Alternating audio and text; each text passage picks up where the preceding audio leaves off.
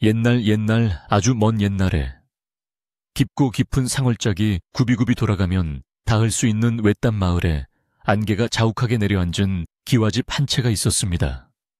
사방이 높은 산으로 둘러싸여 해가 일찍 저물고 밤이 길어지면 부엉이 울음소리만이 고요를 깨우는 그런 곳이었는데, 마을 사람들은 이 집을 가리켜 대대손손 부를 누려온 명망 높은 집안이라 칭송하면서도 어딘가 모르게 서늘한 기운이 감돈다며 곁을 지나갈 때마다 옷깃을 여미곤 했습니다. 집 뒤로는 울창한 대나무 숲이 있어 바람이 불 때마다 사각거리는 소리가 마치 누군가가 속삭이는 듯 했고, 집 앞마당 한가운데에는 수백 년은 됨직한 커다란 회화나무 한 그루가 우물 곁을 지키며 서 있어 그 그림자가 마치 거대한 짐승처럼 마당을 덮고 있었습니다. 이 기와집의 주인은 수민이라는 이름을 가진 참으로 곱고 단아한 낭자였는데, 그녀의 미모는 마치 밤하늘에 뜬 달처럼 은은하게 빛나 마을 청년들의 마음을 설레게 하기에 충분했습니다.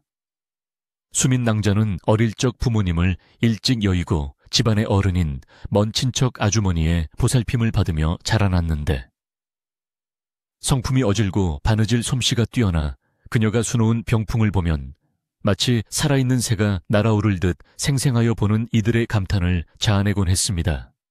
하지만 하늘이 무심하게도 그녀에게는 너무나도 가혹하고 기이한 운명이 드리워져 있었으니, 그것은 바로 그녀와 혼담이 오가는 사내들마다 혼례를 치르기도 전에 의문의 죽음을 맞이한다는 흉흉한 소문과 사실이었습니다.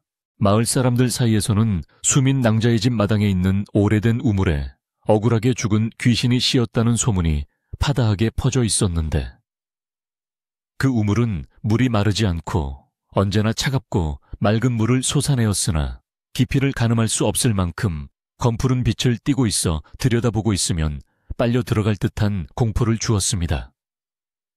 사람들은 아주 먼 옛날 이 집터에 살던 여인이 억울한 누명을 쓰고 우물에 몸을 던졌고, 그 원한이 서려 이 집에 들어오려는 남자들을 질투하여 모두 데려가는 것이라고 수군거렸습니다. 밤이 깊어지면 우물가에서 여인의 울음소리가 들린다는 목격담이 하나둘씩 늘어나면서 마을 사람들은 해가 지면 그 집 근처에는 얼씬도 하지 않으려 했습니다. 수민 낭자의 첫 번째 정혼자는 이웃 마을의 건장하고 씩씩한 청년이었는데, 그는 우물 귀신 따위는 믿지 않는다며 호기롭게 혼례 준비를 서둘렀으나 혼례를 불과 사흘 앞둔 밤에 갑자기 고열에 시달리며 헛소리를 하다가 숨을 거두고 말았습니다. 청년의 가족들은 비통함에 잠겨 울부짖었고, 마을 사람들은 혀를 차며 수민 낭자의 기구한 팔자를 동정함과 동시에 두려워하기 시작했습니다. 수민 낭자는 자신의 탓인 것만 같아 며칠을 시금전폐하고 방 안에 틀어박혀 눈물로 밤을 지새웠지만, 야속하게도 그녀의 아름다움은 슬픔 속에서 더욱 처연하게 빛을 발하여 보는 이들의 마음을 아프게 했습니다. 그로부터 몇 해가 지나 기억이 희미해질 무렵, 다시금 용기 있는 사내가 나타나 수민 낭자에게 청혼을 했는데, 그는 먼 곳에서 온 거상으로 재물이 많고 담력이 센 사람이었기에 마을 사람들은 이번에는 다를 것이라며 기대를 걸었습니다. 그는 집안의 흉흉한 소문을 듣고는 무당을 불러 구슬하고 부적을 붙이며 만반의 준비를 했지만, 그 역시 혼례 전날 밤에 아무런 외상도 없이 잠자듯이 세상을 떠나고 말았습니다. 두 번의 비극이 겹치자 이제 마을 사람들은 수민 낭자를 남편 잡아먹는 여인이라 부르며 그녀를 피하기 시작했고, 그녀의 집 대문은 굳게 닫힌 채 정막만이 감돌게 되었습니다. 집안 살림을 도맡아 하는 친척 아주머니는 겉으로는 수민 낭자를 위로하고 안타까워하는 척했지만, 그녀의 눈빛 속에는 알 수 없는 차가움과 탐욕이 서려 있었는데, 그녀는 수민 낭자가 혼자가 될 때마다 집안의 곳간 열쇠를 더욱 단단히 거머쥐고 하인들을 호령하며 안주인 행세를 했습니다. 아주머니는 수민 낭자에게 내 팔자가 사나워 그런 것이니 누구를 탓하겠느냐, 차라리 혼자 늙어가는 것이 이 집안을 지키는 길이다 라고 말하며 은근히 그녀의 마음에 체념을 심어주려 애썼습니다. 수민 낭자는 그 말을 들을 때마다 가슴이 미어지는 듯했으나 자신의 운명 앞에 고개를 숙이고 조용히 수틀 앞에 앉아 바늘을 움직일 뿐이었습니다. 이 집에는 아주 오래전부터 일해온 늙은 하인 한 명이 있었는데 그는 굽은 등과 주름진 얼굴을 하고 묵묵히 마당을 쓸고 우물을 청소하며 집안의 모든 일을 지켜보고 있었습니다. 그는 말을 거의 하지 않아 번거리라는 소문이 돌 정도였지만 가끔씩 우물을 닦을 때면 깊은 한숨을 내쉬며 알 수 없는 표정으로 물끄러미 물속을 응시하곤 했습니다. 늙은 하인은 수민 낭자의 부모님이 살아계실 때부터 이 집을 지켜왔기에 집안의 내력을 누구보다 잘 알고 있었지만 무슨 이유에서인지 입을 굳게 다문 채 아주머니의 지시에 순순히 따르며 그림자처럼 지내고 있었습니다. 어느 늦가을 밤 찬바람이 문풍지를 세차게 흔들고 마른 낙엽이 마당을 굴러다니는 소리가 요란하게 들려올 때 수민 낭자는 잠을 이루지 못하고 촛불 아래 앉아 멍하니 창밖을 바라보고 있었습니다. 그녀의 머릿속에는 먼저 떠난 정인들의 얼굴이 스쳐 지나갔고 그들의 죽음이 정말 자신의 탓인지 아니면 우물에 깃든 원혼의 저주인지 끊임없이 되물으며 괴로워했습니다. 그녀는 자리에서 일어나 호티브를 걸치고 조심스럽게 방문을 열고 밖으로 나갔는데 차가운 밤 공기가 얼굴에 닿자 정신이 번쩍 드는 것 같았습니다. 달빛이 구름 사이로 흐릿하게 비치는 마당은 낮과는 전혀 다른 기묘한 분위기를 자아내고 있었고 마당 한가운데 자리 잡은 우물은 마치 검은 입을 벌리고 있는 괴물처럼 보였습니다. 수민 낭자는 홀린 듯이 우물가로 다가가 난간을 잡고 아래를 내려다보았는데 깊은 어둠 속에서 찰랑거리는 물소리가 들려왔고 수면에 비친 자신의 얼굴이 일그러져 보였습니다. 그녀는 우물을 향해 정말 당신이 그들을 데려간 것인가요? 제게 무슨 원한이 있어 그리하시는 건가요? 라고 나직하게 속삭였지만 돌아오는 것은 바람소리와 자신의 메아리뿐이었습니다.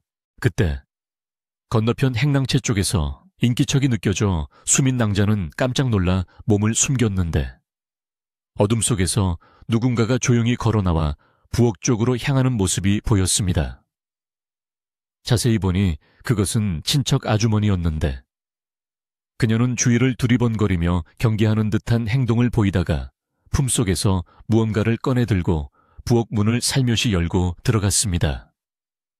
수민 낭자는 늦은 밤에 아주머니가 왜 부엌에 가는지 의아해했지만 혹시라도 들킬까봐 숨을 죽이고 지켜보기만 했습니다. 잠시 후 아주머니는 다시 나와 빠른 걸음으로 자신의 방으로 사라졌습니다. 다음 날 아침 수민 낭자는 늙은 하인이 우물가에서 물을 깃는 모습을 보며 지난밤의 일이 꿈인지 생시인지 헷갈려하며 마당으로 나갔습니다. 하인은 수민 낭자를 보자 허리를 깊이 숙여 인사를 했는데 그의 눈빛이 평소와 달리 몹시 흔들리고 있다는 것을 느낄 수 있었습니다.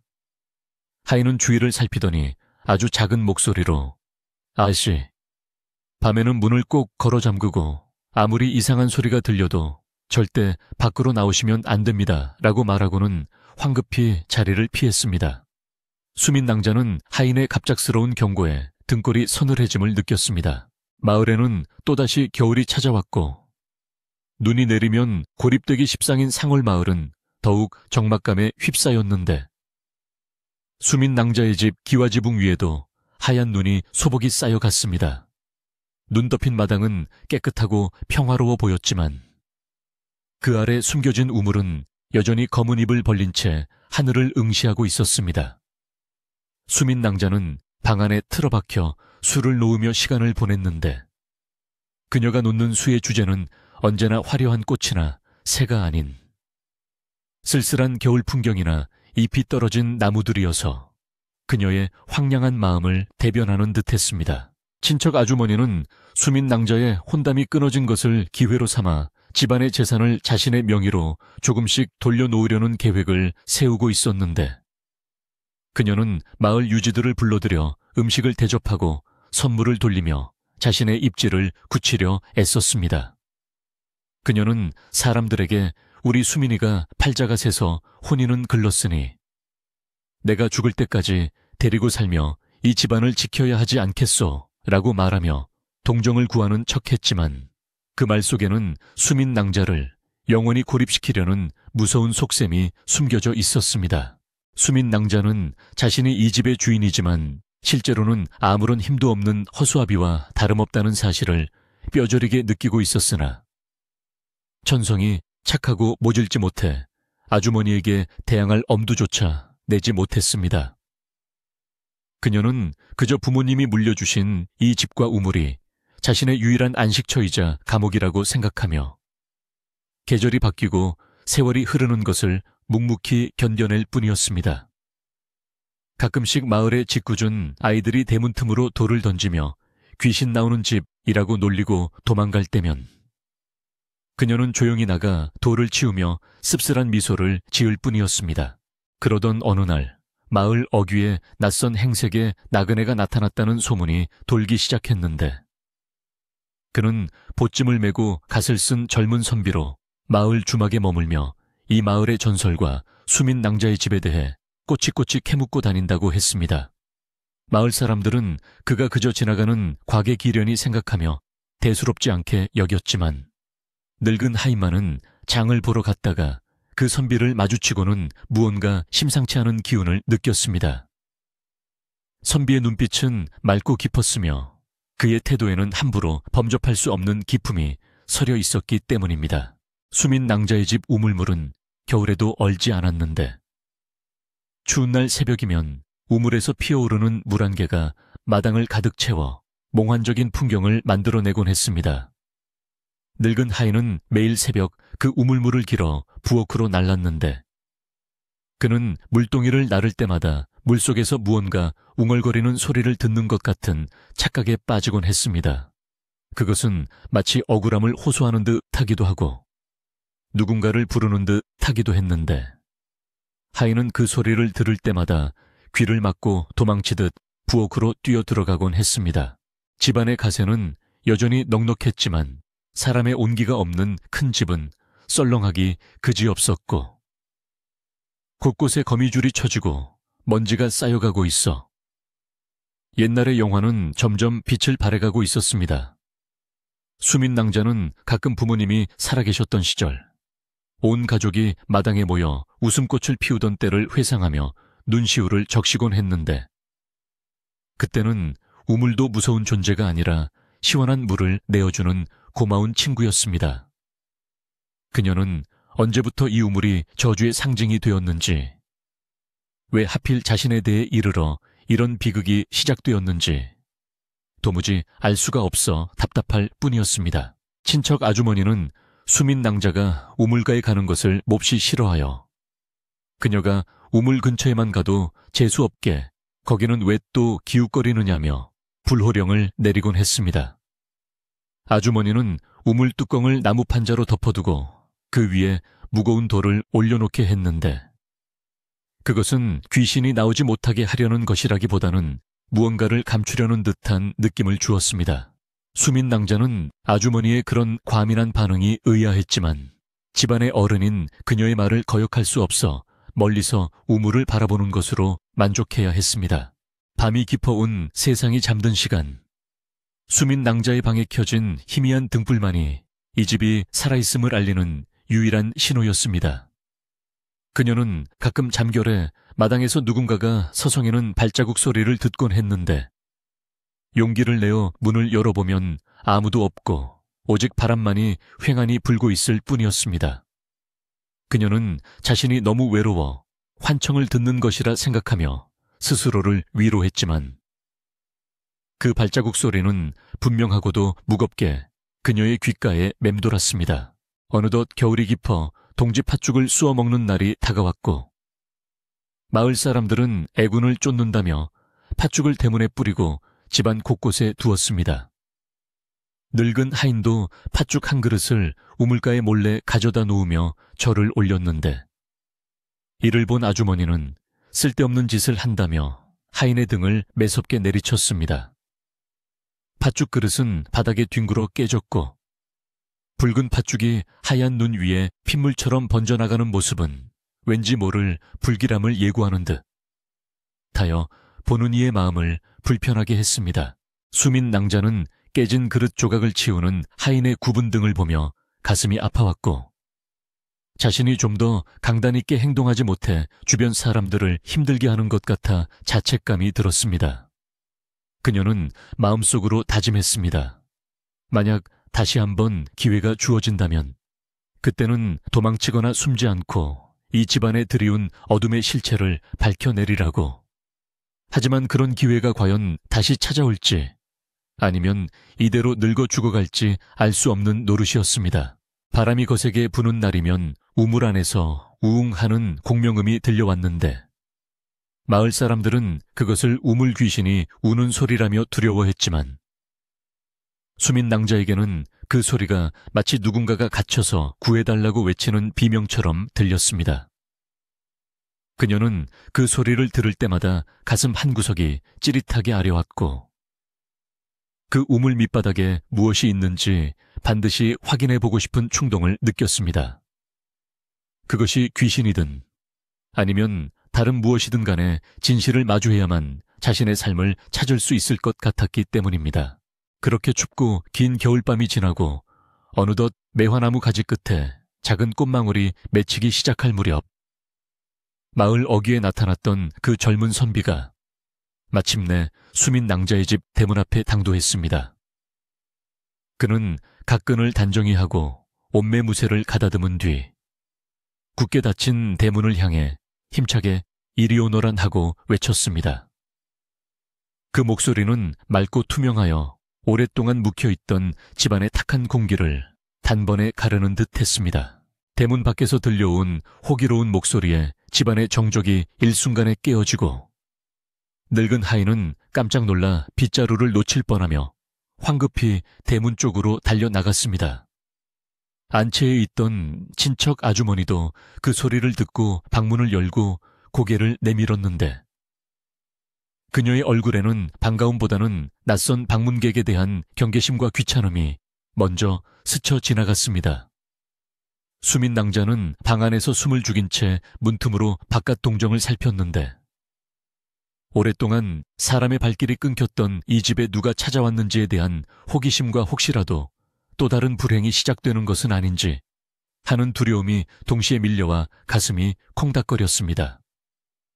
하인이 삐거덕거리는 무거운 나무 대문을 힘들게 열자 그곳에는 먼 길을 걸어온 듯 흙먼지가 묻어있지만 눈빛만은 형형하게 빛나는 훤칠한 키의 젊은 선비가 서 있었습니다. 자신을 강도령이라 소개한 이 선비는 한양으로 과거 시험을 보러 가던 중 날이 저물고 산세가 험하여 하룻밤 묵어갈 곳을 찾고 있다고 정중하게 예를 갖추어 말했습니다. 늙은 하인은 주인의 허락 없이는 함부로 사람을 들일 수 없어 곤란한 표정으로 안채 쪽을 힐끔거렸는데 그때 마침 친척 아주머니가 마루로 나와 깐깐한 눈초리로 강도령을 위아래로 훑어보았습니다.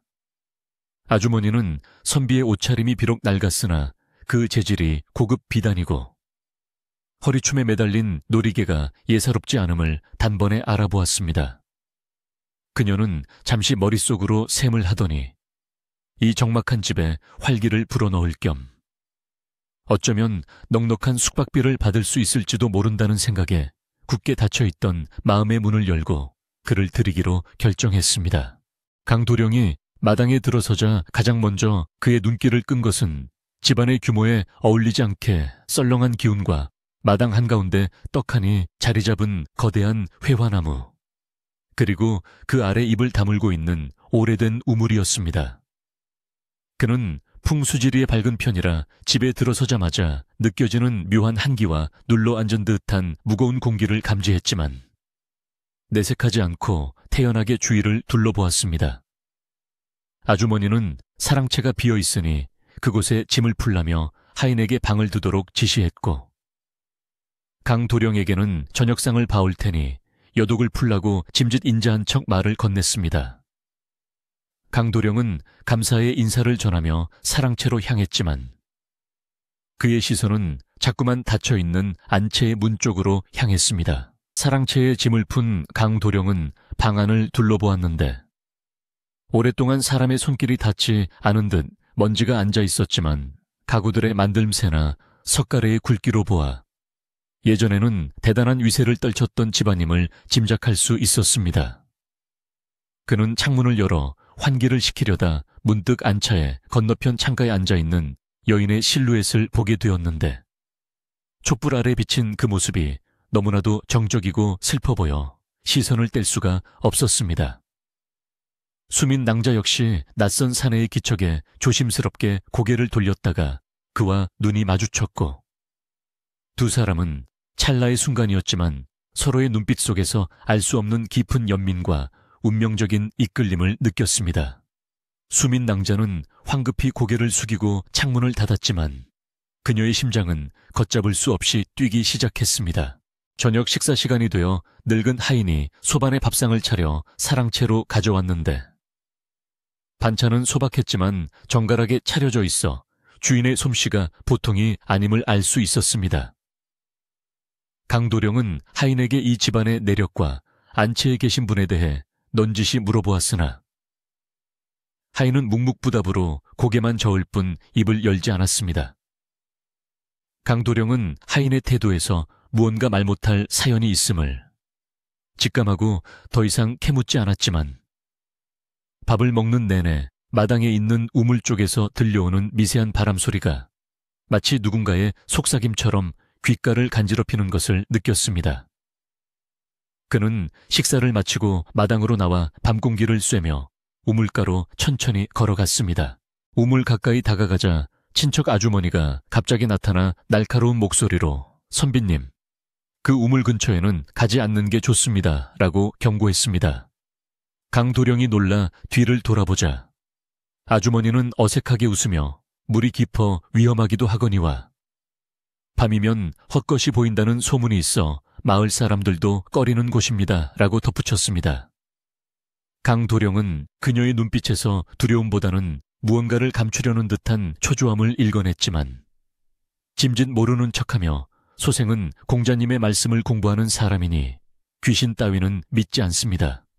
다만 우물이 참으로 깊고 맑아 보여 구경하던 참이었습니다. 라고 대수롭지 않게 받아 넘겼습니다. 아주머니는 그의 담대함에 혀를 내두르면서도 어딘가 불편한 기색을 감추지 못하고 서둘러 안채로 들어갔습니다. 그날 밤 강도령은 잠을 이루지 못하고 뒤척이다가 마당에서 들려오는 가느다란 노랫소리에 홀린 듯 방문을 열었습니다. 달빛 아래 수민 낭자가 우물가에 홀로 서서 밤하늘을 올려다보고 있었는데 그녀의 모습은 마치 세상의 모든 슬픔을 짊어진 듯 처연하면서도 아름다웠습니다. 강도령은 조심스럽게 그녀에게 다가가 인기척을 냈고 수민 낭자는 소스라치게 놀라며 뒷걸음질 쳤습니다. 강도령은 놀라게 해드려 죄송합니다. 밤이 깊었는데 어찌 홀로 나와 계십니까?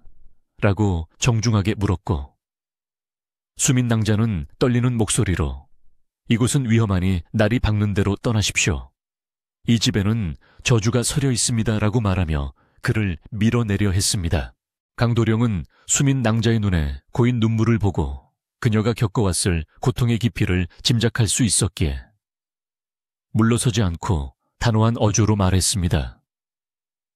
낭자, 세상에 이유 없는 저주는 없습니다. 만약 귀신이 있다면 그 원한을 풀어주면 될 것이고 사람이 만든 흉사라면 밝혀내면 될 일입니다. 저는 낭자의 눈에서 귀신을 보는 것이 아니라 그저 외롭고 도움이 필요한 한 사람을 보고 있습니다. 그의 따뜻하고 힘있는 말에 수민 낭자는 얼어붙었던 마음이 녹아내리는 듯한 느낌을 받았고 난생 처음으로 누군가에게 의지하고 싶은 마음이 싹트기 시작했습니다. 그녀는 그동안 겪었던 정혼자들의 죽음과 마을 사람들의 멸시, 그리고 집안에서의 고립된 생활을 두서없이 털어놓으며 눈물을 흘렸습니다. 강도령은 수민 낭자의 이야기를 묵묵히 들어주며 그녀의 손을 조심스럽게 잡아주었고 그 따뜻한 온기는 수민 낭자에게 큰 위로가 되었습니다. 그는 수민 낭자에게 자신이 과거 시험을 잠시 미루더라도 이 집의 비밀을 밝히고 그녀를 구해내겠노라고 약속했습니다. 두 사람은 달빛 아래서 서로의 마음을 확인하고 비록 만난 지 하루밖에 되지 않았지만 평생을 함께할 것을 맹세했습니다. 강도령은 수민 낭자의 맑은 영혼을 지켜주고 싶었고 수민 낭자는 강도령의 든든한 어깨에 기대어 비로소 편안한 숨을 쉴 수 있었습니다. 하지만 그들의 모습을 어둠 속에서 지켜보는 시선이 있었으니 바로 친척 아주머니가 문틈으로 그들을 노려보고 있었습니다. 다음 날부터 강도령은 떠나지 않고 집에 머물며 집안의 일손을 돕고 늙은 하인과도 친분을 쌓으려 노력했습니다. 마을 사람들은 저주받은 집에 또 다른 희생양이 들어왔다며 수군거렸고 며칠 못 가서 시체로 실려 나올 것이라며 내기를 걸기도 했습니다. 하지만 강도령은 그런 소문 따위는 아랑곳하지 않고 오히려 마을 촌장을 찾아가 인사를 드리고 마을 사람들과 어울리며 수민 낭자에 대한 오해를 풀기 위해 애썼습니다. 그의 학식과 인품에 감화된 몇몇 마을 사람들은 그를 다르게 보기 시작했지만 여전히 우물 귀신에 대한 공포는 마을 전체를 짓누르고 있었습니다. 강도령은 정식으로 친척 아주머니를 찾아가 수민 낭자와의 혼인을 허락해달라고 청했습니다. 아주머니는 짐짓 놀란 척하며 우리 수민이는 팔자가 사나워 남편을 셋이나 잃을 뻔한 아이네. 자네 같은 앞길 창창한 선비가 굳이 험한 길을 가려 하니 내 마음이 편치 않네 라고 말하며 거절하는 신용을 했습니다. 그러나 강도령이 굴하지 않고 끈질기게 설득하자 아주머니는 마지못해 허락하는 척하며 교묘한 미소를 지었습니다. 사실 그녀는 강도령이 혼례를 치르기 전날 밤 이전의 사내들처럼 처리해버리고 그가 가진 노잣돈과 비단옷을 챙길 속셈을 품고 있었던 것입니다. 혼례 날짜가 잡히자 집안은 겉으로는 경사스러운 분위기였지만 그 이면에는 팽팽한 긴장감이 감돌았습니다. 늙은 하인은 혼례 준비를 하면서도 자꾸만 한숨을 쉬었고 수민 낭자의 얼굴에는 기쁨과 불안이 교차했습니다. 강도령은 밤마다 우물가를 서성이며 그곳을 면밀히 관찰했는데 우물 주변의 흙이 유난히 검고 특정한 풀들이 무성하게 자라있는 것을 발견하고 의구심을 품기 시작했습니다.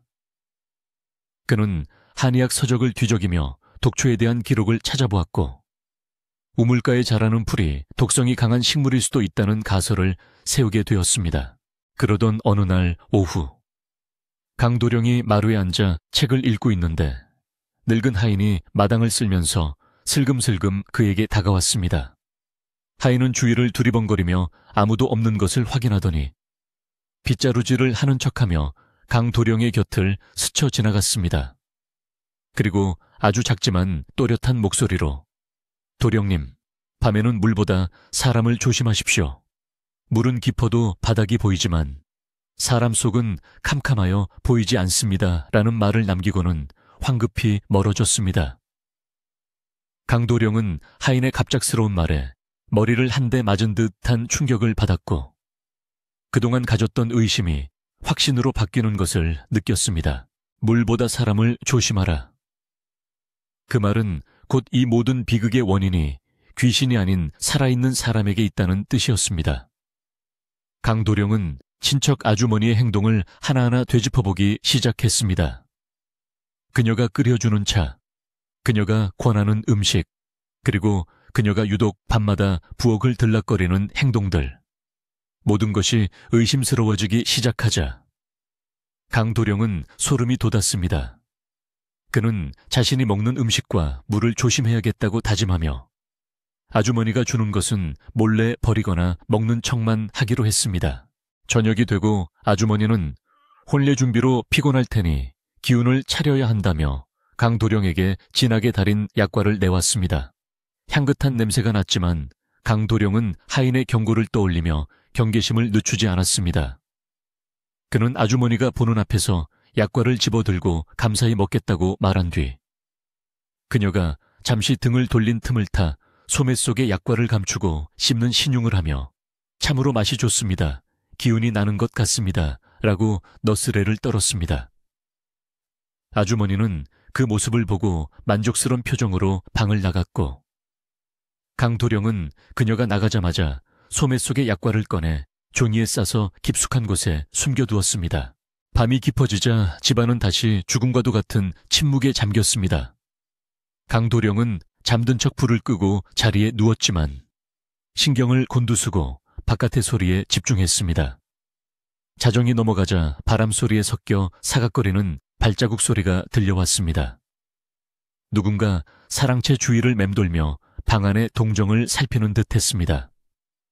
강도령은 호흡을 조절하며 깊은 잠에 빠진 듯 코를 골기 시작했고 바깥의 인기척은 한참을 머물다 사라졌습니다.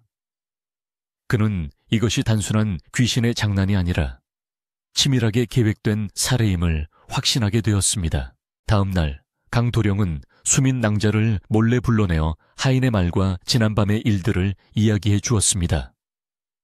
수민 낭자는 처음에는 믿을 수 없다는 표정을 지었으나 곰곰이 생각해보니 이전의 정혼자들이 죽기 전에도 항상 아주머니가 챙겨준 보양식을 먹었다는 사실을 기억해냈습니다. 그녀의 얼굴은 공포로 하얗게 질렸고 자신을 키워준 분이 그토록 끔찍한 짓을 저질렀을 리 없다며 부정하고 싶어 했지만 강도령의 논리적인 추론 앞에서 고개를 떨굴 수밖에 없었습니다. 강도령은 수민 낭자를 안심시키며 이번에는 절대 당하지 않을 것이며 오히려 이 일을 계기로 낭자를 올가매던 사슬을 끊어버리겠다고 다짐했습니다.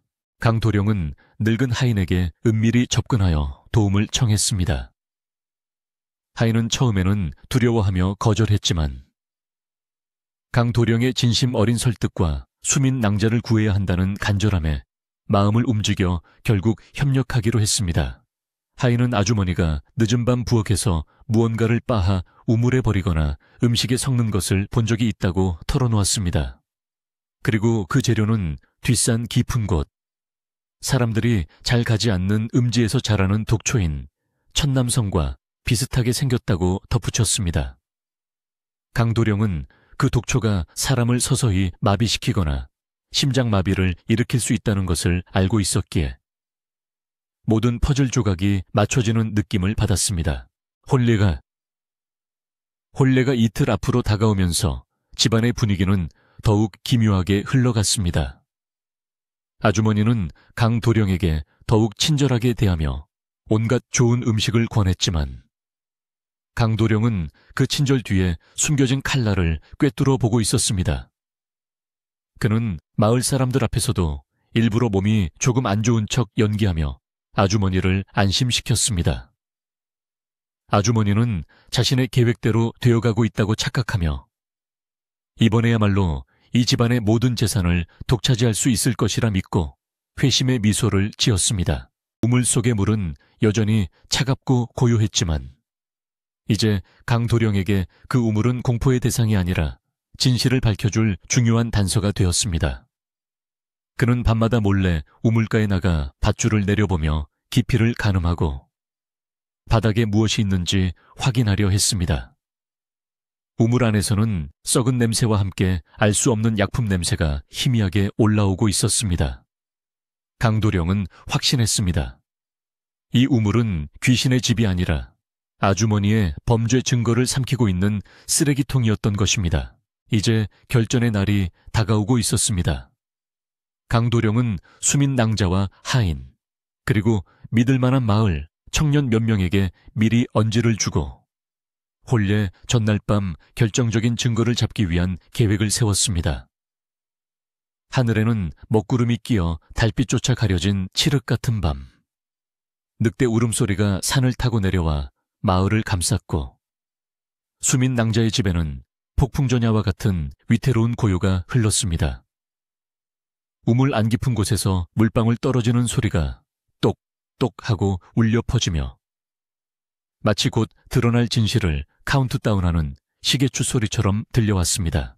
혼례가와 혼례가 코앞으로 다가오자 집안을 감싸고 있던 기묘한 긴장감은 더욱 팽팽해져 마치 건드리면 터질 것 같은 활시위와도 같았습니다.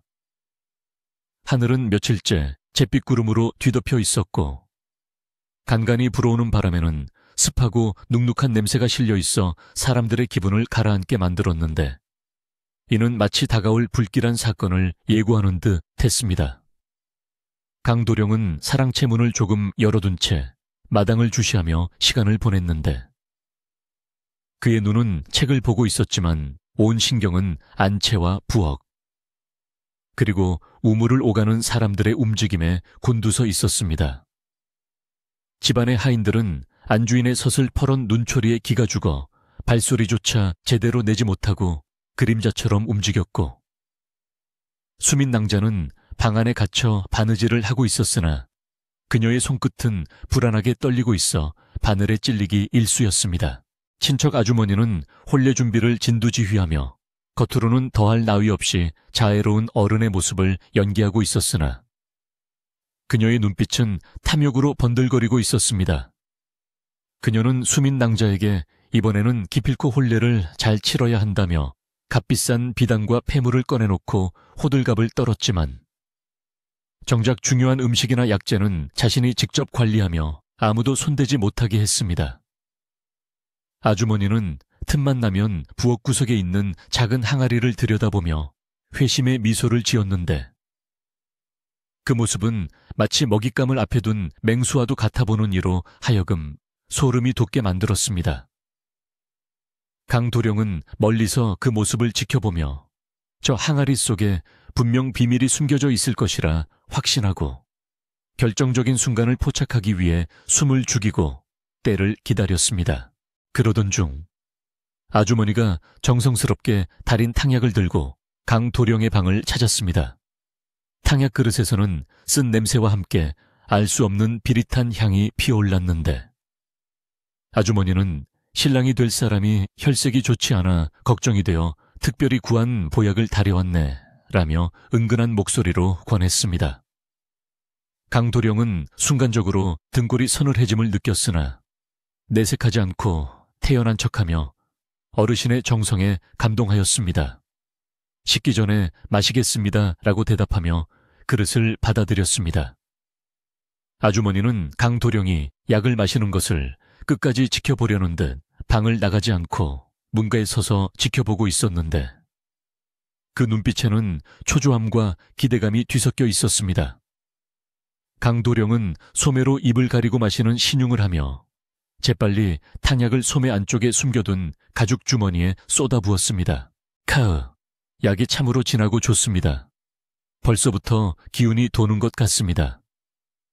강도령이 빈 그릇을 내려놓으며 너스레를 떨자 아주머니는 그제야 안심한 듯은 입꼬리를 살짝 올리며 몸에 좋은 약은 입에 쓴 법이지 푹 쉬게나 라고 말하고는 방을 나갔습니다.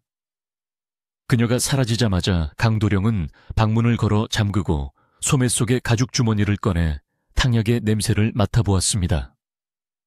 톡 쏘는 듯 단 자극적인 냄새가 코를 찔렀고 약물을 방구석에 있는 화초에 조금 부어보자 싱싱하던 잎이 순식간에 거무튀튀하게 변하며 시들기 시작했습니다. 이것은 단순한 보약이 아니라 사람의 생명을 앗아가는 치명적인 독임이 명백했습니다. 강도령의 주먹은 분노로 부들부들 떨렸지만 그는 아직 때가 아니라고 되뇌며 마음을 다잡았습니다. 강도령은 약 기운이 퍼지는 것처럼 연기하기 위해 낮부터 방 안에 누워 끙끙 앓는 소리를 내기 시작했습니다. 그는 이따금씩 마당으로 나가 비틀거리며 어지러움을 호소했고 식은땀을 흘리는 척 얼굴에 물을 묻히기도 했습니다. 아주머니는 그 모습을 보며 겉으로는 아이고 이게 무슨 병고란 말이냐 며 걱정하는 척 호들갑을 떨었지만 뒤돌아서서는 이번에도 성공이구나 라며 쾌재를 불렀습니다.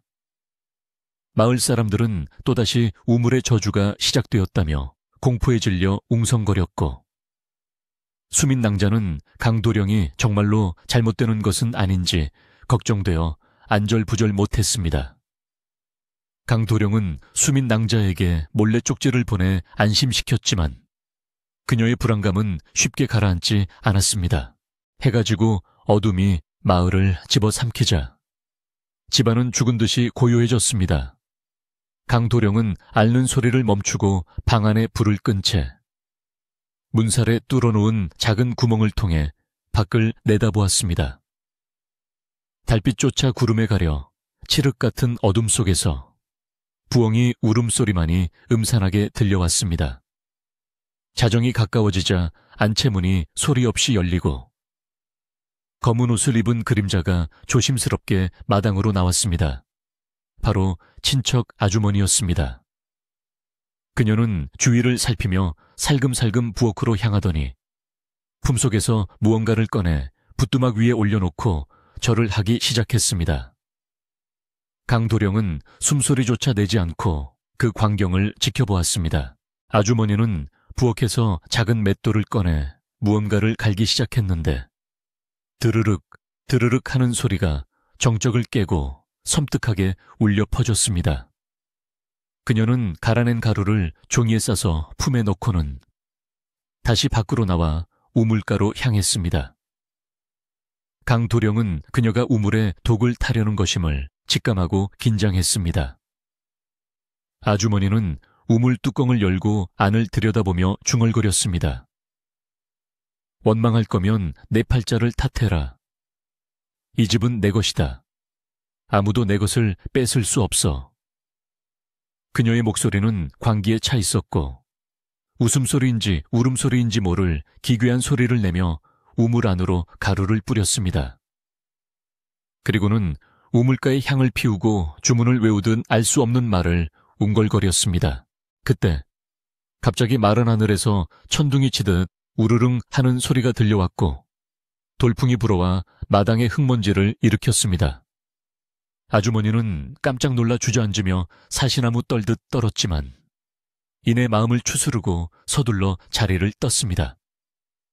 강도령은 자연의 조화인지 아니면 정말로 억울한 혼령의 분노인지 알 수 없었지만 하늘도 아주머니의 악행을 지켜보고 있다는 생각이 들었습니다.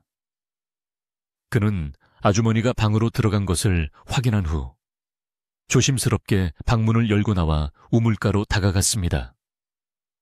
우물 주변에는 아직 타다 남은 향 냄새와 독초 특유의 비릿한 냄새가 진동하고 있었고 바닥에는 아주머니가 흘리고 간 하얀 가루가 조금 남아 있었습니다. 강도령은 손수건으로 그 가루를 조심스럽게 닦아 증거물로 챙겼습니다. 강도령이 다시 방으로 돌아와 잠시 눈을 붙였을 때 꿈인지 생시인지 모를 몽롱한 상태에서 한 여인이 나타났습니다. 물에 흠뻑 젖은 소복을 입은 여인은 창백한 얼굴로 강도령을 바라보고 있었는데 그녀의 눈에는 원망보다는 깊은 슬픔이 서려 있었습니다. 여인은 아무 말 없이 손가락으로 부엌의 아궁이 밑을 가리키고는 다시 우물 쪽을 향해 손짓을 했습니다. 그리고 그녀의 입 모양이 살려주세요라고 움직이는 듯 했습니다. 강도령이 깜짝 놀라 잠에서 깨어보니 온몸이 식은땀으로 젖어 있었고 밖은 여전히 어두웠습니다. 그는 방금 본 여인이 이 집을 지키려다 억울하게 죽은 원혼이거나 혹은 수민 낭자의 조상신일 것이라 생각했습니다. 꿈속 여인이 가리킨 곳이 마음에 걸린 강도령은 날이 밝기 전 은밀히 움직이기로 결심했습니다. 그는 사랑채를 빠져나와 그림자처럼 부엌으로 잠입했습니다. 부엌은 차갑고 어두웠지만 강도령은 더듬더듬 아궁이 쪽으로 다가갔습니다. 여인이 가리킨 아궁이 옆바닥을 살펴보니 널빤지 하나가 미세하게 들려있는 것이 보였습니다. 그는 조심스럽게 널빤지를 들어 올렸고 그 아래 작은 공간에서 붉은색 천으로 쌓인 항아리를 발견했습니다. 떨리는 손으로 항아리 뚜껑을 열자 그 안에는 말린 독초와 정체를 알 수 없는 가루약이 가득 들어 있었습니다. 이것이야말로 아주머니가 그동안 정혼자들을 독살하는 데 사용해온 결정적인 증거였습니다. 강도령은 증거를 확보했지만 섣불리 움직였다가는 아주머니가 발뺌할 수도 있고 오히려 자신을 도둑으로 몰아쓸 수도 있다고 판단했습니다. 그는 항아리에서 약초를 조금 덜어내어 자신의 주머니에 넣고 항아리는 다시 원래 자리에 돌려놓았습니다. 완벽한 복수와 진실 규명을 위해서는 많은 사람들이 모인 자리에서 그녀의 죄를 낱낱이 밝혀야 했기 때문입니다. 강도령은 부엌을 빠져나오려다 문득 늙은 하인과 마주쳤는데 하인은 놀란 눈으로 강도령을 바라보다가 이내 안도의 한숨을 내쉬며 고개를 끄덕였습니다. 하인 역시 아주머니의 악행을 알고 있었지만 보복이 두려워 침묵하고 있었던 것입니다. 강도령은 하인의 손을 잡고 오늘 밤 모든 것을 끝낼 것이니 저를 믿고 도와주십시오 라고 간곡히 부탁했습니다. 날이 밝자 강도령의 병세는 더욱 악화된 것처럼 보였습니다. 그는 자리에서 일어나지 못하고 헛소리를 하며 물조차 넘기지 못하는 신용을 했습니다. 소문은 삽시간에 마을로 퍼져나갔고 사람들은 오늘 밤을 넘기기 힘들 것 같다며 혀를 찼습니다. 아주머니는 표정 관리를 하며 슬픈 표정을 지었지만 내심 오늘 밤에 강도령이 숨을 거두면 시신을 수습하고 장례를 치른 뒤 수민 낭자의 재산을 완전히 가로챌 생각에 들떠 있었습니다. 그녀는 수민 낭자에게 내 팔자가 워낙 드세서 어쩔 수 없이 없다.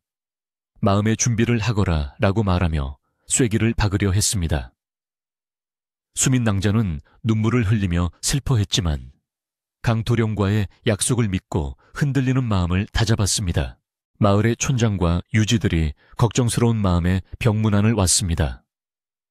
아주머니는 그들을 맞이하며 제가 지극정성으로 간호했으나 하늘의 뜻을 거스를 수 없나 봅니다 라고 말하며 눈물을 찍어내는 연기를 했습니다.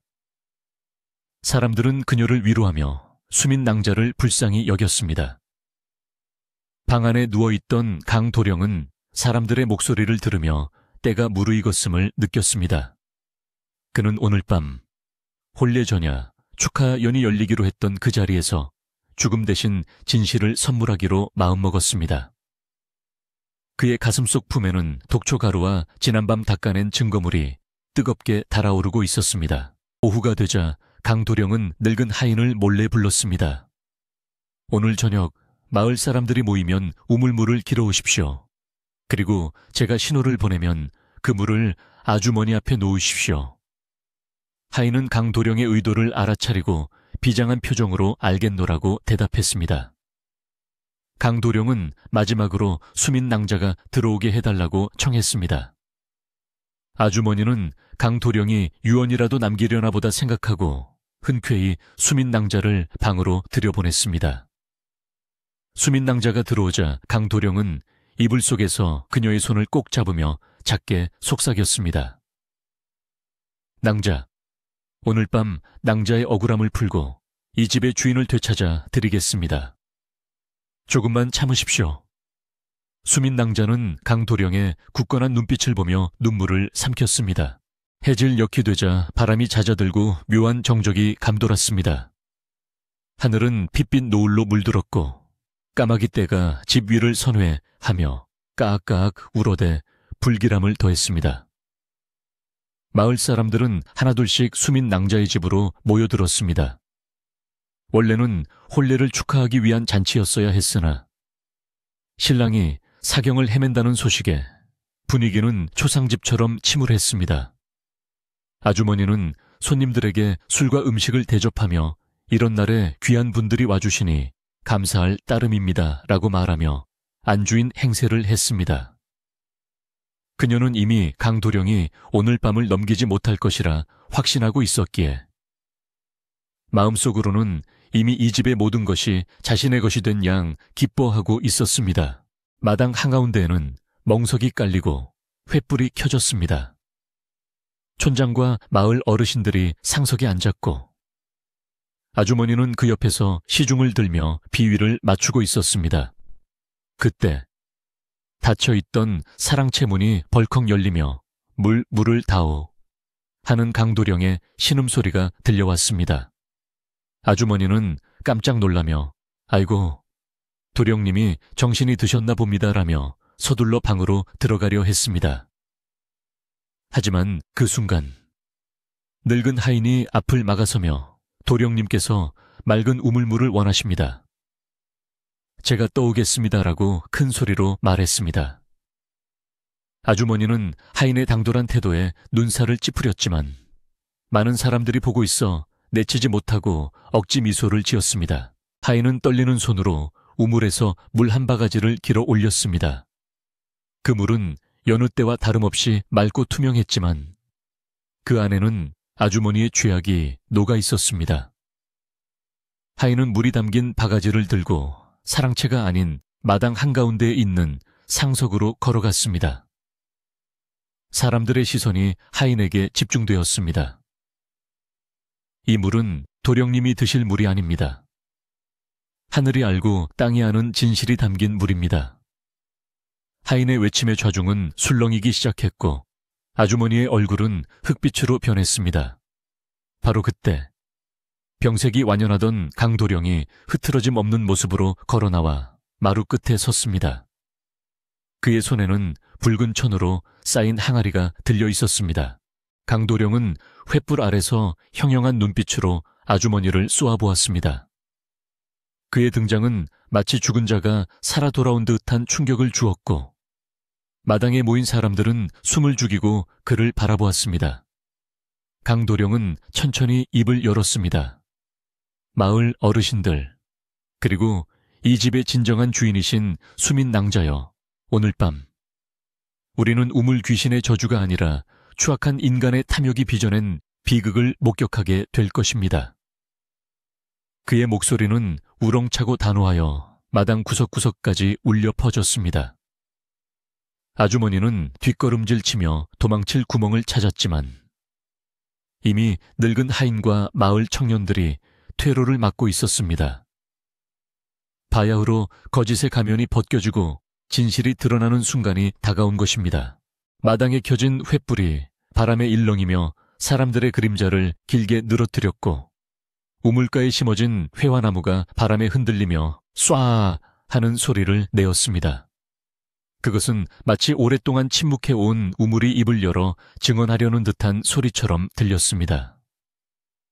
강도령은 손에 든 항아리를 높이 치켜들었고 수민 낭자는 떨리는 가슴을 부여잡고 마루로 나왔습니다. 모든 시선이 강도령의 손끝과 아주머니의 일그러진 얼굴을 오가며 긴장감이 최고조에 달했습니다. 이제 이 집안을 올가매던 검은 사슬을 끊어낼 시간임이 분명했습니다. 강도령의 섯을 퍼런 일갈이 마당을 가득 메운 정적을 깨뜨리자 사람들의 시선은 일제히 그가 높이 지켜둔 붉은 천에 쌓인 항아리로 쏠렸습니다. 횃불이 일렁이며 만들어내는 거친 그림자 속에서 강도령의 표정은 추상같이 엄엄했고 그 기세에 눌린 마을 사람들은 숨소리조차 크게 내지 못하고 마른 침만 삼킬 뿐이었습니다.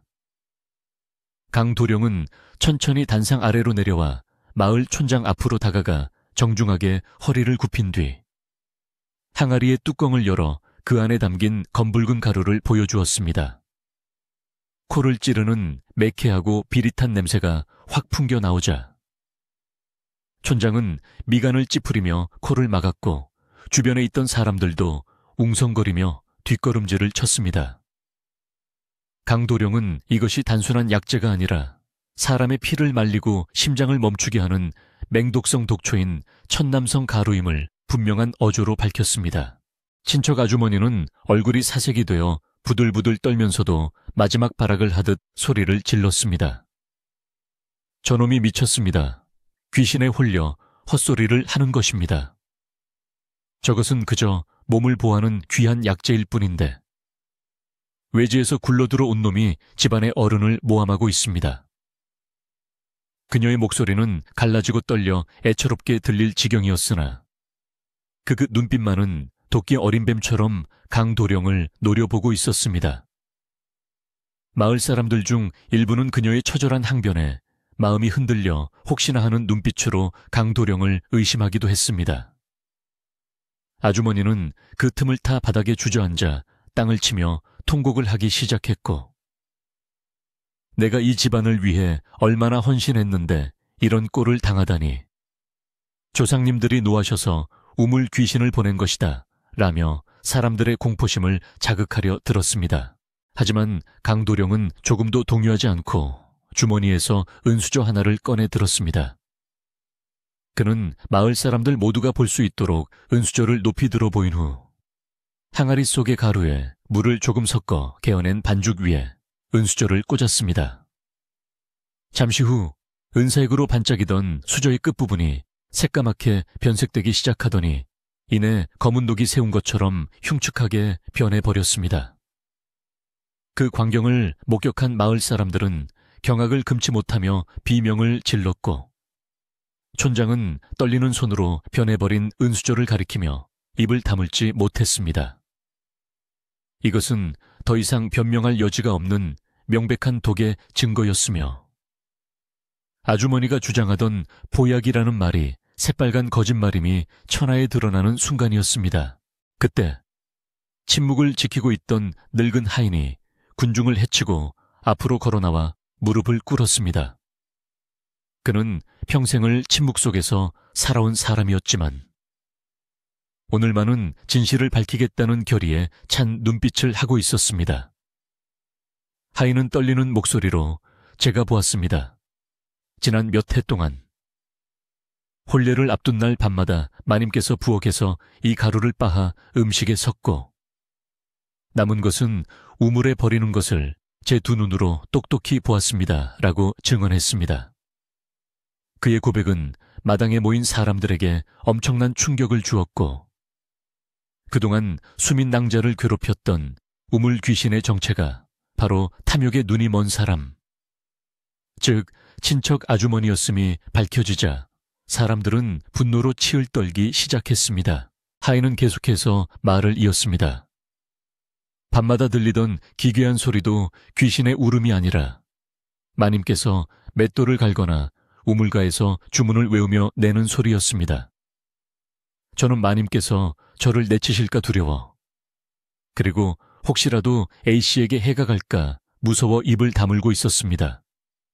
죽을 죄를 지었습니다. 하인은 바닥에 머리를 찌으며 오열했고, 그 모습을 지켜보던 수민 낭자는 참았던 눈물을 터뜨리며 하인에게 달려가 그를 일으켜 세웠습니다. 수민 낭자는 배신감과 슬픔에 몸을 가누지 못하면서도 아주머니를 향해 어찌하여 제게 이러셨습니까?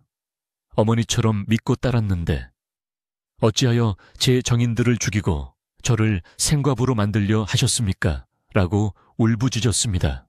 궁지에 몰린 아주머니는 이제 더 이상 연기를 할 수 없음을 깨닫고 헝클어진 머리카락 사이로 광기 어린 웃음을 터뜨리기 시작했습니다. 그래, 내가 그랬다.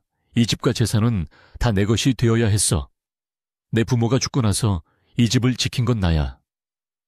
어린 너를 먹이고 입힌 것도 나라고. 그런데 굴러들어 온 놈들이 이 집을 차지하는 꼴을 내가 어떻게 두고 봐.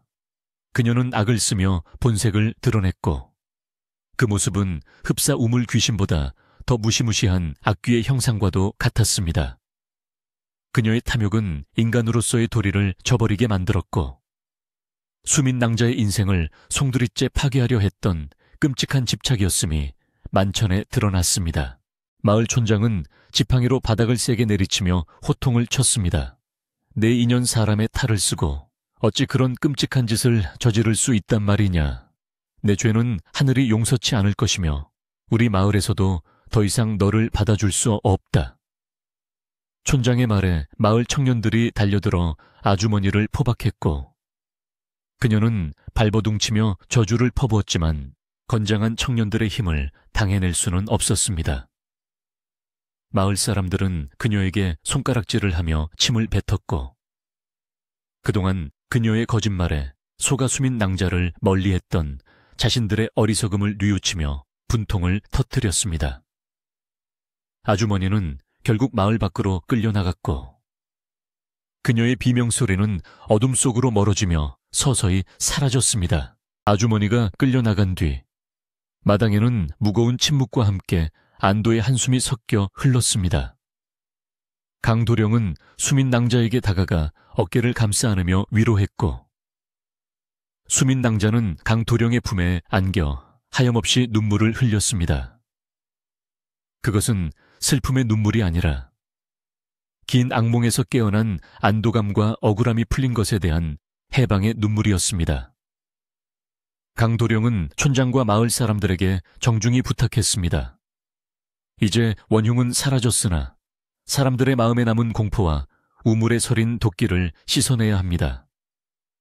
부디 힘을 모아 저 우물을 퍼내고 깨끗이 청소해 주십시오.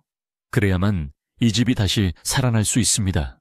강도령의 말에 마을 청년들은 너나 할 것 없이 팔을 걷어붙이고 나섰습니다. 횃불을 더 밝게 피우고 두레박과 양동이를 동원하여 우물물을 퍼내기 시작했습니다. 첨벙, 첨벙.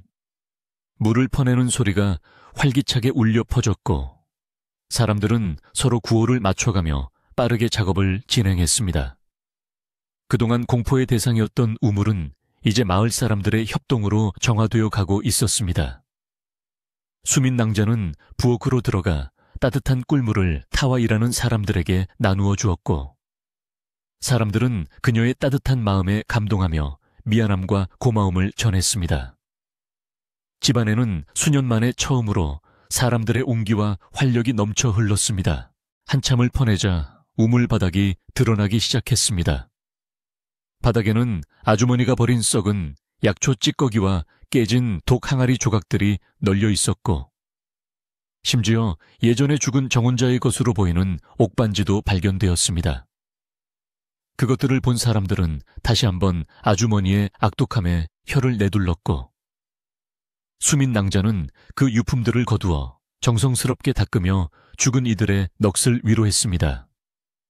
강도령은 바닥까지 깨끗하게 긁어내고 맑은 숯과 소금을 뿌려 부정을 씻어내는 의식을 치렀습니다. 그러자 신기하게도 바위 틈에서 맑고 시원한 샘물이 퐁퐁 솟아오르기 시작했는데, 그 물은 예전의 검푸른 빛이 아니라 투명하고 영롱한 빛을 띠고 있었습니다. 우물 청소가 끝나자 어느덧 새벽빛이 밝아오고 있었습니다. 밤새 껴있던 먹구름이 걷히고 동쪽 하늘에서 붉은 해가 떠오르자 집안의 음습했던 기운은 씻은 듯이 사라지고 상쾌한 아침 공기가 그 자리를 채웠습니다. 늙은 하인은 깨끗해진 우물물을 길어 올려 강도령과 수민 낭자에게 바쳤습니다. 강도령이 그 물을 한 모금 마시자 갈증이 해소되는 것은 물론이고 마음속 깊은 곳까지 맑아지는 기분이 들었습니다. 그는 수민 낭자에게도 물을 권했고, 수민 낭자는 떨리는 손으로 물을 마신 뒤 환한 미소를 지어 보였습니다. 그 미소는 그 어떤 꽃보다도 아름다웠고 보는 이들의 마음까지 환하게 비추었습니다. 촌장은 마을 사람들을 대표하여 수민 낭자에게 사과했습니다. 우리가 어리석어 헛소문에 휘둘리고 낭자의 아픔을 헤아리지 못했소. 부디 우리를 용서하고 앞으로는 이 마을의 일원으로서 함께 잘 지내보십시다. 촌장의 진심 어린 사과의 수민 낭자는 고개를 숙여 감사를 표했습니다. 마을 사람들은 박수를 치며 두 사람의 앞날을 축복해 주었고, 이제 더 이상 이 집은 귀신 나오는 집이 아니라 복이 들어오는 집이 될 것이라며 덕담을 건넸습니다. 강도령은 촌장과 마을 사람들에게 깊이 감사하며 앞으로 이 집을 잘 지키고 마을의 대소세도 힘을 보태겠다고 약속했습니다. 긴장이 풀리자 사람들은 허기를 느끼기 시작했습니다. 마침 혼례 전야를 위해 준비해 두었던 음식들이 부엌에 가득했기에 강도령은 이 음식을 마을 사람들과 함께 나누자고 제안했습니다. 원래는 초상집 음식이 될 뻔했던 전과 떡, 고기들이 이제는 악귀를 몰아내고 진실을 밝힌 승리의 잔치상이 되었습니다. 멍석 위에 음식이 차려지고 술잔이 돌기 시작하자 마당은 금세 웃음소리와 이야기꽃으로 시끌벅적해졌습니다. 사람들은 아주머니의 악행을 안주 삼아 씹으며 강도령의 지혜와 용기를 칭송하느라 여념이 없었습니다. 수민 낭자는 분주하게 음식을 나르면서도 힘든 줄을 몰랐습니다. 그녀의 얼굴에는 생기가 돌았고 발걸음은 깃털처럼 가벼웠습니다. 강도령은 그런 그녀의 모습을 흐뭇하게 바라보며 자신이 그녀를 지켜냈다는 사실에 가슴 벅찬 보람을 느꼈습니다. 늙은 하인도 오랜만에 허리를 펴고 사람들 틈에 섞여 막걸리 한 잔을 들이켰는데 그의 주름진 얼굴에도 편안한 미소가 번졌습니다. 집안 곳곳에 쌓여있던 먼지와 거미줄은 사람들의 발길에 의해 사라졌고 닫혀있던 창문들이 활짝 열려 햇살과 바람이 자유롭게 드나들었습니다. 잔치는 해가 중천에 뜰 때까지 이어졌습니다. 아이들은 마당을 뛰어다니며 술래잡기를 했고 어른들은 삼삼오오 모여 앉아 앞으로의 농사 계획을 이야기하며 평화로운 일상을 되찾았습니다. 강도령은 수민 낭자의 손을 잡고 우물가에 있는 회화나무 아래로 갔습니다. 그곳에서 두 사람은 맑게 찰랑이는 우물물을 내려다보며 지나간 아픔을 잊고 새로운 미래를 다짐했습니다. 우물에 비친 두 사람의 얼굴은 더 이상 일그러지지 않고 평온해 보였으며 물 위로 떨어진 회화나무 꽃잎이 마치 그들을 축복하는 듯 예쁘게 떠다녔습니다. 강도령은 수민 낭자에게 말했습니다. 이제 이 우물은 저주의 우물이 아니라 생명의 우물입니다. 낭자와 제가 이 물을 마시며 평생 서로를 아끼고 사랑하며 살 것입니다. 수민 낭자는 수줍게 고개를 끄덕이며 도령님 덕분에 다시 태어난 것 같습니다. 이 은혜 평생 잊지 않겠습니다. 라고 답했습니다. 두 사람의 눈빛은 깊은 신뢰와 사랑으로 반짝였고 그 모습을 지켜보던 마을 사람들은 흐뭇한 표정으로 고개를 끄덕였습니다. 바람이 불어와 대나무 숲을 흔들었지만 그 소리는 이제 귀신의 속삭임이 아니라 자연이 부르는 평화로운 노래처럼 들렸습니다. 해가 기울고 저녁 놀이 질 무렵 마을 사람들은 하나둘씩 집으로 돌아갔습니다. 그들은 돌아가면서 내일 혼례는 마을 전체의 잔치로 성대하게 치르세라고 약속했습니다. 텅 빈 마당에는 다시 고요가 찾아왔지만 예전의 삭막하고 무서운 고요가 아니라 따뜻하고 포근한 고요였습니다. 강도령과 수민 낭자 그리고 늙은 하인은 마루에 걸터앉아 붉게 물드는 하늘을 바라보았습니다. 오늘 밤은 아무런 걱정 없이 푹 잘 수 있을 것 같다는 생각에 모두의 마음이 편안해졌습니다. 밤이 되자 풀벌레 소리가 정겹게 들려오고 하늘에는 별들이 총총히 박혀 보석처럼 빛났습니다. 강도령은 수민 낭자가 묵을 안채의 문단속을 꼼꼼히 확인해 주었고 수민 낭자는 강도령에게 따뜻한 이부자리를 봐주었습니다. 서로에게 안녕히 주무십시오라고 인사를 건네는 목소리에는 설렘과 행복이 가득 묻어났습니다. 늙은 하인도 자신의 방으로 들어가며 콧노래를 흥얼거렸습니다. 그렇게 악몽 같았던 시간은 끝이 나고 수민 낭자의 집에는 진정한 평화가 깃들기 시작했습니다. 이제 남은 것은 두 사람의 축복받은 혼례와 앞으로 펼쳐질 행복한 날들 뿐이었습니다. 우물은 달빛을 받아 은은하게 빛나고 있었고 그 깊은 곳에서는 맑은 물이 끊임없이 솟아올라 이 집안의 앞날을 적셔줄 준비를 하고 있었습니다. 모든 것이 제자리를 찾은 밤, 상골마을의 고택은 그 어느 때보다 포근하고 아름다운 꿈속으로 빠져들었습니다. 혼례가 치러지는 날 아침, 지난밤의 소란과 어둠이 거짓말처럼 느껴질 정도로 하늘은 높고 푸르렀으며 햇살은 따사롭게 마당을 비추고 있었습니다. 수민 낭자의 집 담장 너머로 흐드러지게 피어난 매화꽃 향기가 바람을 타고 날아와 집안 가득 은은한 내음을 채웠고 처마 밑에 둥지를 튼 제비들도 기분 좋은 소리로 지저귀며 경사를 축하하는 듯 했습니다. 마을 여인들은 이른 새벽부터 안채로 모여들어 수민 낭자의 단장을 도왔는데 그녀의 얼굴에 연지곤지를 찍고 족두리를 씌우면서 이렇게 고운 신부를 본 적이 없다며 칭찬을 아끼지 않았습니다. 수민 낭자는 거울 속에 비친 자신의 모습을 보며 낯설면서도 벅찬 감정을 느꼈는데 그동안 드리워졌던 그늘은 온데간데 없고 오직 설렘과 희망만이 두 뺨을 발그레하게 물들이고 있었습니다. 사랑채에서는 강도령이 사모관대를 갖추어 입고 의젓한 모습으로 앉아 있었는데 그의 표정은 여느 때보다 듬직하고 평온해 보였습니다. 늙은 하인은 새 옷을 차려입고 입이 귀에 걸릴 듯 싱글벙글 웃으며 마당으로 가며 손님 맞을 준비를 했습니다.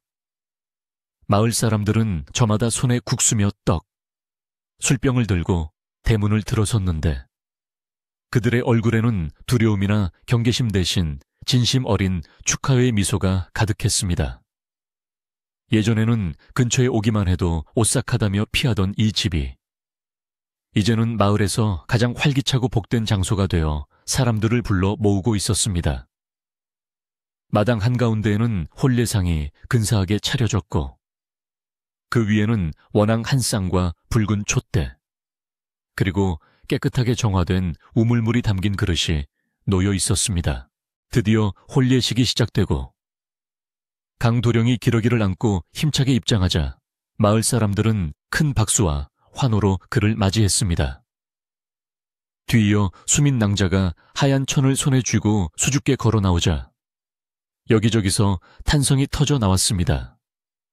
두 사람은 레를 올리며 서로에게 절을 했는데 마주보는 눈빛 속에 담긴 깊은 신뢰와 사랑은 지켜보는 이들의 마음마저 뭉클하게 만들었습니다.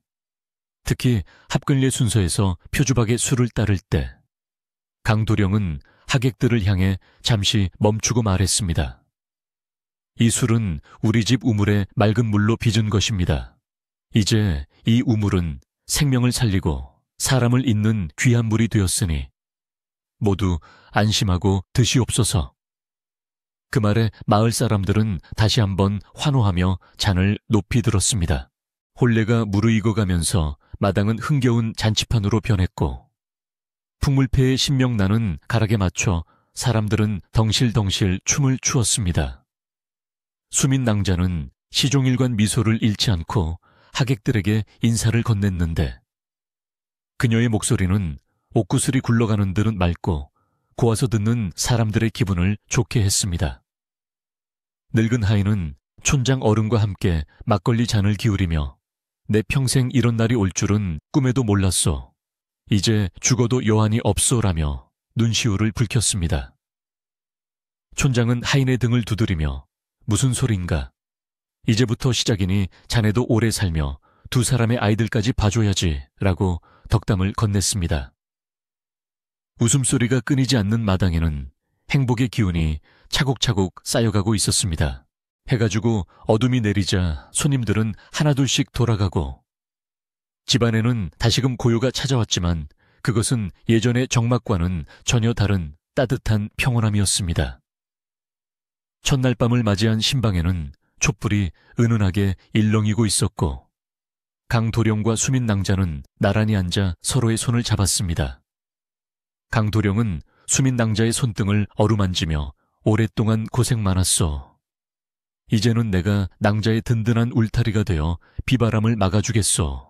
라고 약속했습니다. 수민 낭자는 강도령의 어깨에 기대어 서방님을 만난 것은 제 생의 가장 큰 축복입니다. 평생 서방님을 섬기며 따르겠습니다. 라고 답했습니다. 창밖에는 휘영청 밝은 달이 떠올라 두 사람의 그림자를 하나로 만들어 주었고 우물가에 심어진 대나무들은 바람에 흔들리며 축복의 노래를 불렀습니다. 계절이 바뀌어 봄이 가고 여름이 오자 수민 낭자의 집 마당은 온통 초록빛으로 물들었습니다. 우물가에는 앵두나무와 봉숭아꽃이 만발하여 벌과 나비가 날아들었고 늙은 하인은 텃밭을 일구며 싱싱한 채소들을 키워냈습니다. 강도령은 과거 시험을 보러 한양으로 가는 대신 마을에 남아 아이들을 가르치는 훈장이 되기로 결심했습니다. 그는 사랑채를 서당으로 꾸미고 마을 아이들을 불러 글을 가르쳤는데 낭랑하게 글 읽는 소리가 담장을 넘어 마을 어귀까지 울려 퍼졌습니다. 마을 사람들은 강도령의 학식과 인품을 존경하여 그를 강 훈장님이라 부르며 따랐고 아이들은 수민 낭자를 어머니처럼 따르며 집안을 제 집처럼 드나들었습니다. 수민 낭자의 자수 솜씨는 더욱 빛을 발하여 그녀가 만든 병풍과 옷가지들은 인근 마을까지 소문이 나서 주문이 밀려들 정도였습니다. 그녀는 마을 부녀자들을 모아 자수를 가르치고 다도를 즐기며 규방 문화를 꽃피웠습니다. 예전에는 폐쇄적이고 음산했던 안채가 이제는 마을 여인들의 사랑방이 되어 웃음꽃이 피고 맛있는 음식 냄새가 끊이지 않는 곳이 되었습니다. 수민 낭자는 가끔 우물가에 앉아 지난날을 회상하곤 했는데 그때마다 끔찍했던 기억은 희미해지고 오직 자신을 지켜준 강도령과 이웃들의 따뜻한 마음만이 선명하게 떠올라 감사한 마음을 갖게 되었습니다. 그 악독했던 친척 아주머니에 대한 소식은 바람결에라도 들려오지 않았습니다. 혹자는 그녀가 미쳐서 산을 헤매다 죽었다고도 하고 혹자는 먼 타양에서 거짓골로 구걸을 하고 있다고도 했지만 수민 낭자와 강도령은 굳이 그 소문을 확인하려 하지 않았습니다.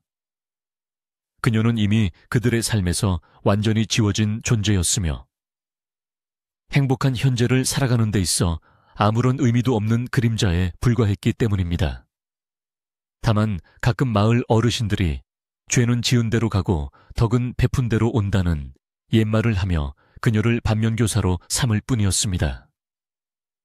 집안의 나쁜 기운은 완전히 사라졌고 오직 선하고 맑은 기운만이 집터를 감싸고 돌았습니다. 시간이 흘러 가을이 깊어지자 수민 낭자의 배가 불러오기 시작했습니다. 이 기쁜 소식에 마을 전체가 들썩였고 늙은 하인은 감격하여 매일 아침 정화수를 떠놓고 순산을 기원했습니다. 강도령은 태어날 아이를 위해 나무로 요람을 만들고 천자문을 필사하며 아버지가 될 준비를 했습니다.